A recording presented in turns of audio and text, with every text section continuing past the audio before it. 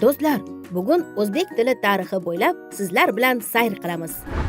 Bu Navoiy bobomiz davri. Bu davrda o'zbek tili, ya'ni eski turkiy til yuksak darajaga ko'tarilgan.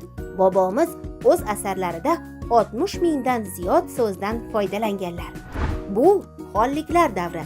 Ajdodlarimiz o'zbek tilida gaplashishgan, asarlar yozishgan, lekin davlat darajasida tilimizga e'tibor bo'lmagan. Keyingi davrlarda jadid bobolarimiz, olimlar, shoir va yozuvchilar o'zbek tili rivoji yo'lida izlanishlar olib borishgan. Nihoyat mustaqillik yillarida o'zbek tiliga davlat tili maqomi berildi va ona tilimizni butun dunyo tanimoqda. Men tushundimki, ona tilimiz juda uzoq yillarni ortda qoldirdi. Endi faqat uni asrashimiz va rivojlantirishimiz kerak.